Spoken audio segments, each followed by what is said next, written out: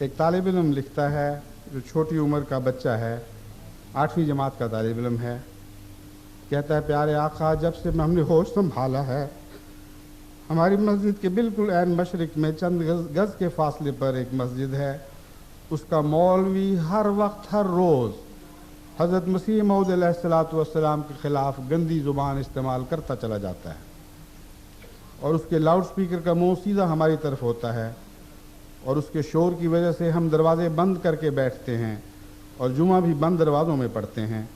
اب تو اس کی بد زبانی حد سے بڑھتی چلی جا رہی ہے۔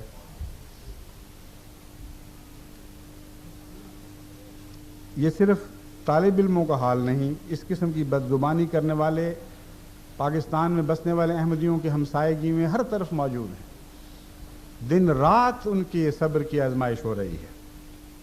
ایک لیفٹیننٹ کرنل ریٹائرڈ کے متعلق ایک صاحب لکھتے ہیں، اسلام آباد سے لکھتے ہیں، کئی سالوں سے ایک لیفٹیننٹ کرنل ہمارا ہمسایہ ہے، رات کو دیوار پھاند کر گندی گالیاں لکھنے کا عادی ہے، اور اسی طرح کاغذوں پر گالیاں لکھ کر ہمارے گھر پھینکتا رہتا ہے۔ آج کل اس کے اس قبیح فعل میں شدت آ گئی ہے۔ میری تو خیر ہے، بچوں پر بہت گراں گزرتا ہے۔ اپنی بساط کے مطابق دعا کرتے ہیں کہ اللہ ان کو ہدایت دے اور اس قبیح فعل سے باز رہنے کی توفیق عطا فرمائے۔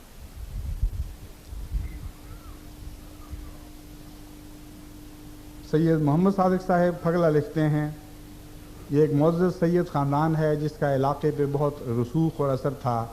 ان کے والد کی بہت سے احسانات ہیں ماحول پر، اور اس سارے علاقے میں بڑی عزت کے ساتھ یہ یاد کیے جاتے تھے۔ مجھے بھی ایک دفعہ موقع ملا، میں ان کے گھر مہمان بھی ٹھہرا۔ یہ کہتے ہیں جب میں واپس پگلا پہنچا تو مکان جل چکا تھا، اس کی حالت خراب تھی۔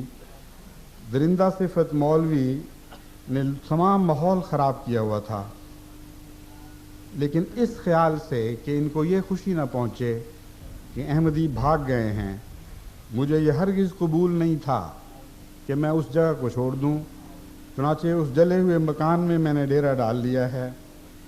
وہ مسجد جو 2 منزلہ مسجد تھی اب مٹی کا ڈھیر ہے، اسی پر پردے ڈال کر ہم نے عید یہیں کی اور اللہ پاک کے در کے فقیر ہو کر یہ عید گزاری۔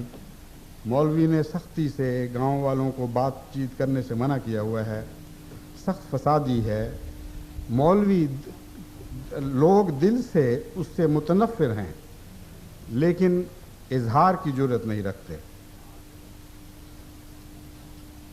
احمدیوں نے جہاں اپنے کلمہ کے ساتھ چمٹے رہنے کے حق کو نہیں چھوڑا، وہاں غیروں تک اپنی بات پہنچانے، خصوصاً دفاعی رنگ میں اپنی بات پہنچانے کا حق بھی بارہا استعمال کرتے رہتے ہیں، اگرچہ اس کے نتیجے میں ان کو سنگین سزائیں دی جاتی ہیں۔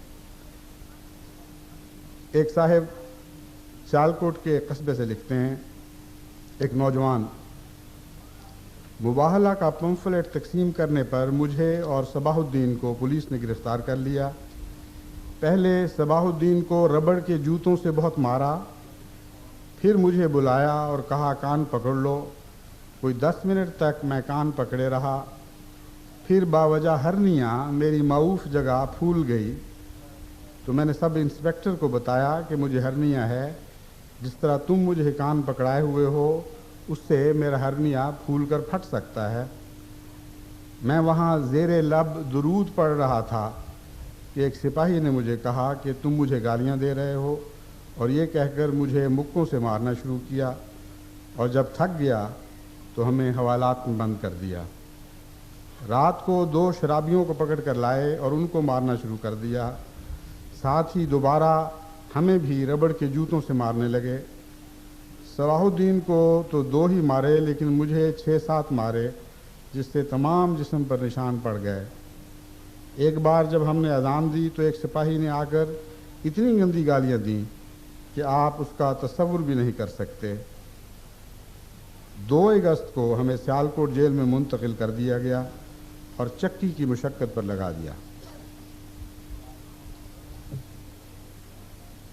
ایک معلم وقف جدید لکھتے ہیں کہ السلام علیکم کہنے کے جرم میں تحفظ ختم نبوت والوں نے مجھے اتنا مارا کہ میں بے ہوش ہو گیا، اور پھر بے ہوشی کی حالت میں مجھے تھانے پہنچایا گیا، جہاں مجھ پر 298C کا مقدمہ میرے خلاف 298C کا مقدمہ درج کر دیا گیا۔ آج 8 دن کی قید کے بعد میں ضمانت پر رہا ہو کر آیا ہوں۔